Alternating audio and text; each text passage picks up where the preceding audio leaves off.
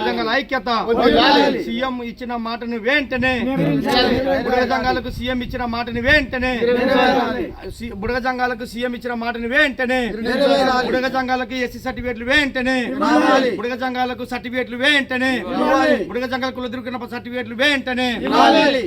ఈరోజు ఆదోని టౌన్ నందు బేడ బుడగజంగాల ముఖ్యుల సమావేశం ఏర్పాటు చేసుకోవడం జరిగింది. ఈ యొక్క సమావేశంలో నిర్ణయం తీసుకునే విధానం ఏమంటే బేడ బుడగజంగాల కులధృవీకరణ పత్రాల గురించి 18 ఏళ్ళ పోరాటం చేస్తుంటే ప్రభుత్వాలు మారుతున్న మా బుడగజంగాల సమస్య పరిష్కరించడం లేదని చెప్పి దీనివల్ల మాకు సమస్య పరిష్కరించలేకపోవడం వల్లనే గౌరవ ముఖ్యమంత్రి వర్యులు సీఎం నారా చంద్రబాబు నాయుడు గారు కూడా కలెక్టర్ల ప్రోగ్రాంలో అయితేనేమి ఈడ వచ్చిన కర్నూలు కలగొట్ల గ్రామంలో అయితేనేమి బుడగజంగాలకు ఎస్సీ బెనిఫిట్స్ అన్నీ అందిస్తానని చెప్పి హామీ ఇవ్వడం జరిగింది. 6 నెలలు అవుతున్నా కూడా ఆ ఆదేశాలను ప్రభుత్వం ఎలాంటి ఒక జీవో కానీ ఒక సర్కులర్ కానీ జారీ చేసింది లేదు. దీనివల్ల విద్యా ఉద్యోగ సంక్షేమ పథకాల పరంగా తీరిన అన్యాయం జరుగుతుంది.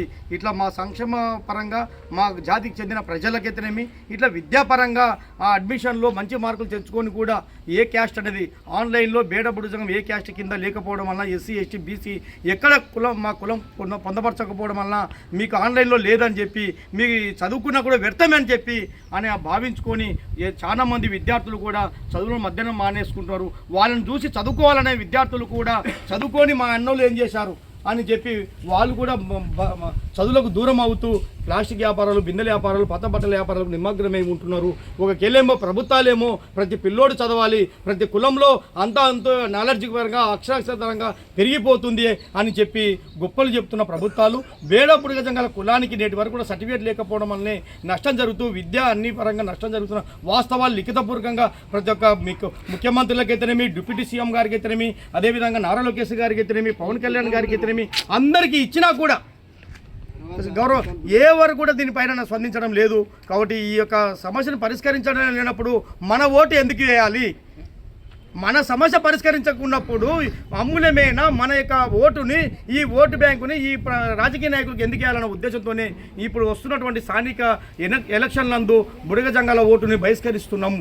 ఎవరికి వేయకూడదు. గో బ్యాక్ రాజకీయ నాయకులారా మా బుడగజంగాల కాలనీకి రావద్దండి, గో బ్యాక్ రాజకీయ నాయకులారా మా బుడగజంగాల కాలనీకి రావద్దని అనే నినాదంతో రాష్ట్ర వ్యాప్తంగా ఈ యొక్క కార్యక్రమం చేయాలని చెప్పి కూడా నిర్ణయం తీసుకోవడం జరిగింది. ఆ యొక్క నిర్ణయానికి అందరూ కూడా కట్టుబడి ఉంటామని చెప్పి ఇక్కడ ఉన్న పెద్దలందరూ కూడా చెప్పారు. ఏ ఒక్క రాజకీయ నాయకుడు వచ్చినా మా బుడగజంగాల సమస్య పరిష్కరిస్తలేదు కాబట్టి మేము ఓట్లు వేయమని చెప్పి ఖచ్చితంగా చెప్పండి. వీటిపైన కూడా తక్షణమే ఇప్పుడు కూడా నేను ప్రభుత్వానికి ఒక లేఖ కూడా పెట్టబోతున్నాను.